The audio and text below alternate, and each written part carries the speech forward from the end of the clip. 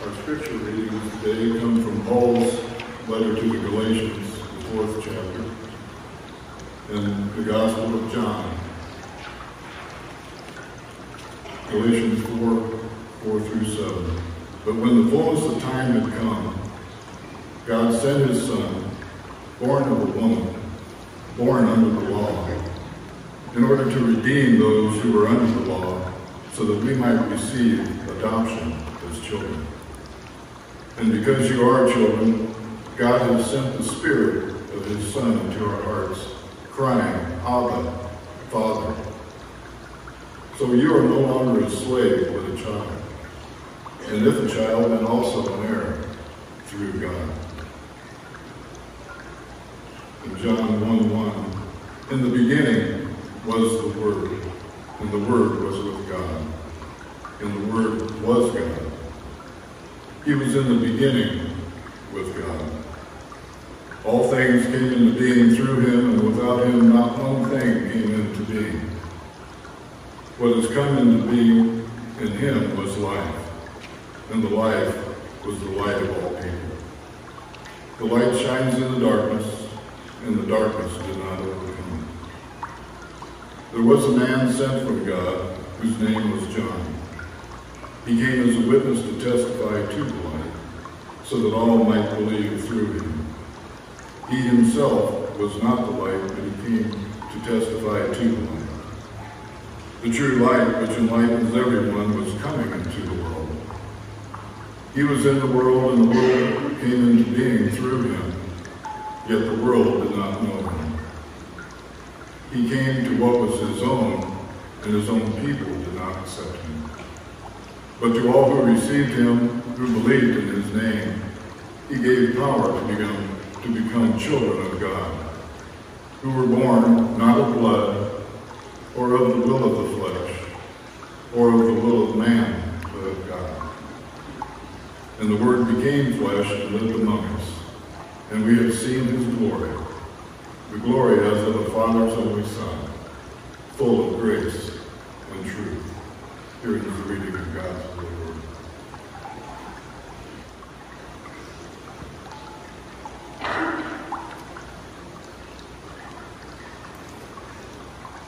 Good morning. It's good to see you all again. Last time I was up here was in June, and I'm sure you've all been waiting all year for this moment.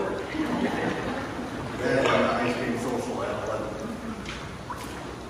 The title of today's message is Jesus Changes Everything, and I'm continuing with the Sent series that Pastor Larry began. Hoping that end the year on a good note here. So I've been appreciative of all your encouragement and support these last couple of weeks. As you probably know, public speaking is not my strong suit. So I think Jesus, though, is very good at calling people out of their comfort zone. So thankful that he's here. When I was 10 years old, I got my first Bible. It was awesome. I didn't like reading until I was about 18, but it looked cool. It was a purple hardcover teen study Bible. My mom got it for me. Well, my parents got it for me, but my mom wrote the whole thing on the inside. She says, something along the lines of, this is just the beginning, which I thought, this is interesting. The sent piece always begins somewhere and with someone.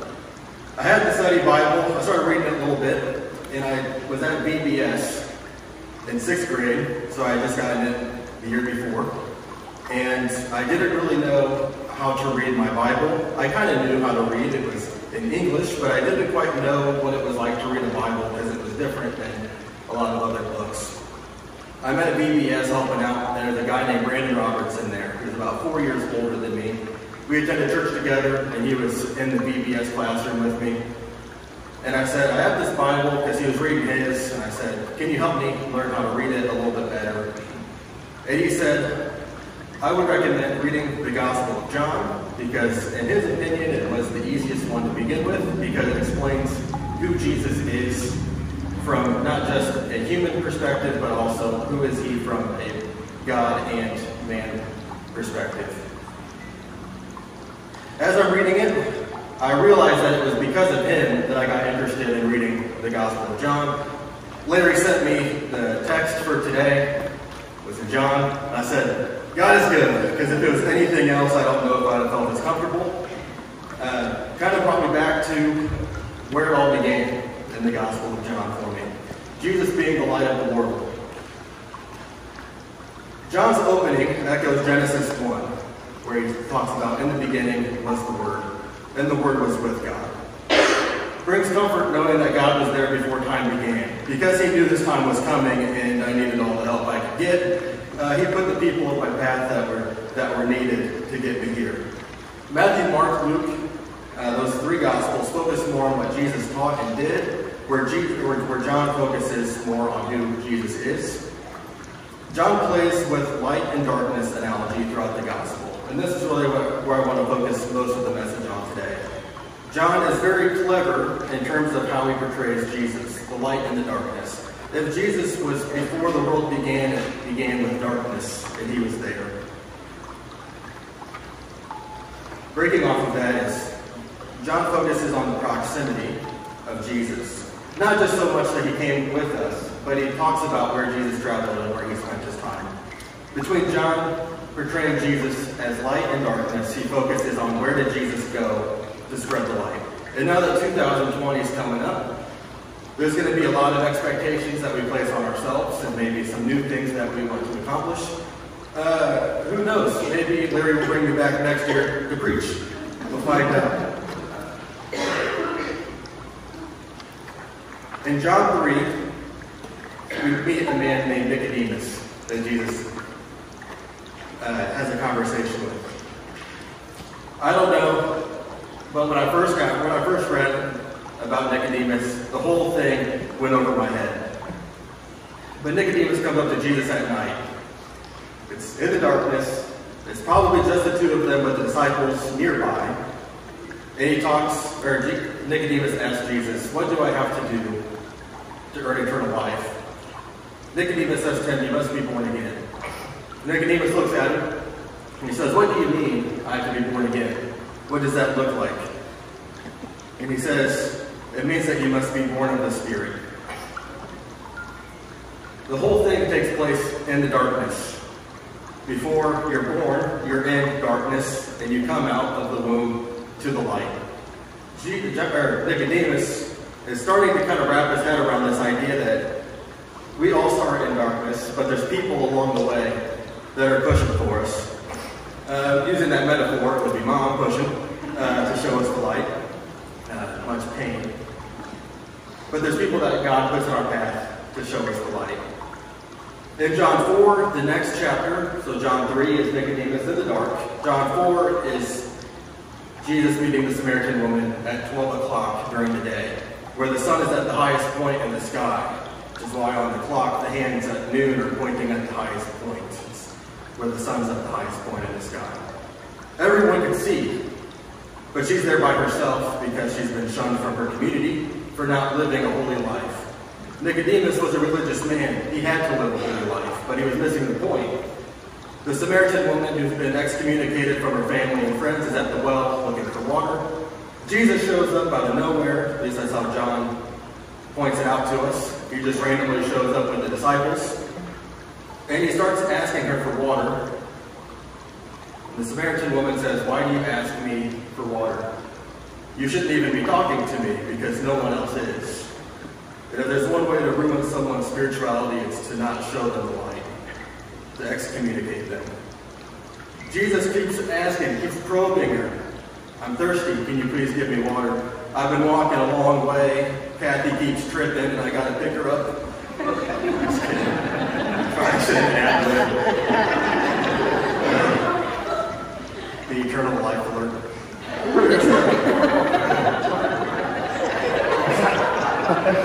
We say if you didn't laugh at that joke, it's going to be a long sermon. We'll be in darkness for a long time.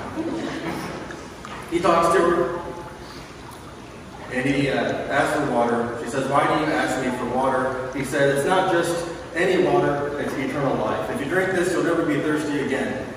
It's not surprising that the Samaritan woman is latched onto this idea because she's lost everything she's ever known. Now there's water that I will not thirst again. probably the miles she had to walk to get there was appealing, that she wouldn't have to draw water again. But it's the fact that Jesus is with her, that he took time to be with her. It's all about location on Jesus' mission. He places himself where no one else would go. He talks to people that her family and friends that she grew up with are no longer talking to her. He ate with sinners. He ate with tax collectors. He lets me take communion. I've never been struck. He likes to venture into places that most people would not go. When I think about 2020 and the places that I want to do, the places that I want to go, the people that I want to meet, it's all about where I want to go. It's all about the place that seems appealing to me, where the light shines the brightest. But in the process, I realized in my life that there's people that were alongside me in the beginning that I didn't ever expect to really know much about the impact that they had on me growing up. But it's led me here. Maybe some of you like that, I don't know, it's not the end of the message. But it's been encouraging here. It's been one of those things where I've learned more about Jesus from being here. Tremont has been the light for me in many ways in my life, as of recently, and also just learning more about who Jesus is. That I would rather see the Jesus of John 4 than the me in John 3, unintentional rhyme. Because Jesus goes in the darkness. He is the light. When I was 10, I didn't really know much about reading my Bible. I had just gotten it. It was cool. I didn't like reading them. And it was a friend that met me where I was at in my Bible reading. And he said, I highly recommend you read John. I think you'll enjoy it. I think you'll understand who Jesus is in the big picture. Because he goes in the darkness. When we are sent to others, Jesus is then sent to us in the form of those we encounter. As we follow Jesus, loving our enemies, forgiving others, reaching with love, not hate, ministering to the sick, the prisoner, the hungry, and the homeless, then we are part of the hope that Christ brings to the world. It always catches my attention in John 1, where the prepositions are important. He was the Word, and God was with the Word. John plays on the prepositions of location, the with, the living among us. There is not a single place in John that doesn't talk about either Jesus being with us, the Spirit being with us, or him living among us and always being with us. And then he'll be coming back to be with us. It's our responsibility, not as just Christians, but also being the light of the world, to spread that message to other people. And the way to do that the best is to be with other people. So what does 2020 look like in the next year? What does living among people, being the light in the darkness, living with and not just speaking to, but living life with others? The new year is great, but when I think of expectations, for my expectations, I tell myself I'm not going to procrastinate, and I then say, oh, I can wait. It's been on my New Year's resolution now for the last 3 years, and I'll get to it at some point. The New Year's great, but when I think of expectations in the to-do list, what is on it? Who's on it? It's the difference between asking what's for dinner and who's at the table. It's knowing who your audience is and those that you'll be serving. The church is a great program, but it does so much better at ministry. Living with people, spending time with people, caring for the needy. Jesus says this in Matthew 25. I'm skipping Gospels here. I've read past John, but that's where I began. Matthew 25, Jesus says, I was hungry and you gave me food. I was thirsty and you gave me something to drink. I was a stranger and you welcomed me. I was naked and you gave me clothing. I was sick and you took care of me. I was in prison and you visited me. They asked him, when did they do these things? And he replied, truly I tell you, just as you did it to the least of these, you did it to me. I was talking to a friend the other day. It's a pastor over in Washburn. And he says the crazy thing about Matthew 25, when Jesus asked that question, the response was, when did we do these things? The Spirit moves all the time. The Spirit is always working. And when I look back at when I was 10, I didn't notice it. My friend Brandon probably didn't notice it. But God tends to always be working, and he works all things together. I didn't really see myself as a 10-year-old working at a church. I didn't think anyone would be brave enough to let that happen. Well, there's at least one church out there. But the interesting thing when Jesus says this is they didn't even realize that they had done these things. And Jesus replies, "Truly I tell you, just as you did it to the least of these, you did it to me." He works for our good, and then as the light of the world, we work alongside others to share the good news to them. Who will you be spending your time with in 2020? This is not a guilt trip. This is also on my list. I wrote this, so it was one of those things where I didn't do an examination and I erased it a couple of times because I have two microphones. So when I give a message, I'm hearing it really loud. I said, I really want to ask question B, who will you be spending your time with? Am I spending my time with the same people I spent in 2019, which is good, but who will I be sharing the light with in 2020? Will there be more chairs around the table in 2020 than there were in 2019? And then who will you serve and show the light of Jesus to?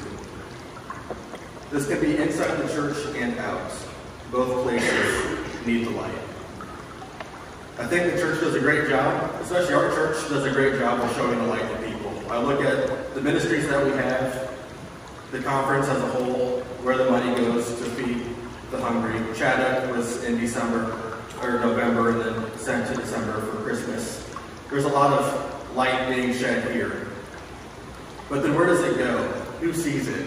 And the cool thing about the light is that we don't always see it. Jesus says it's like the wind. We feel it, but we don't know where it's going or where it came from. He's always working, but that's not an excuse for us to stop working. It's an honor and also an invitation to join. The light will go where it wants to, but when I was 10, I'm glad that I was able to be a part of it. I started working at a bicycle shop from Brandon. Brandon's dad worked at the bike shop. He then got me a job there. I didn't know anything about bikes, but it was one of the biggest reasons why I kind of stayed in the path of ministry. Had Sundays off, so it was church day. A lot of people that worked there went to church. It was a place where I saw the light working with the customers, with the way that we worked together. It was kind of like a miniature church on a bicycle. It's because of those moments that people shared the light with me that I was able to then share the light with other people and decided that I wanted to be a youth minister and a children's ministry. Kind of presented itself there. I tried to avoid it when it showed up. But it's been showing me not only patience, but also my drive to work with the youth and children was where it started with me, when people took the chance to show me the light. And I thought, it's a way to share the light with others. In 2020, who will we be sharing the light with in the darkness? If you would, please pray with me. God, thank you so much for today. Thank you for allowing me and everyone here to be invited to be the light of the world. Help us to be the light, especially when the sun goes down at 5:30, to the world. Thank you for the people that you put in my path. Thank you for those that are in our path, and not only just that attend the church, but also how can we be the church to other people in the world who need it. Help us to keep in mind who's at the table, more so than what's for dinner. It's all about the who in your gospel. Help us to shine the light bright into the new year and for every other chance that we get. We love you in your name we pray.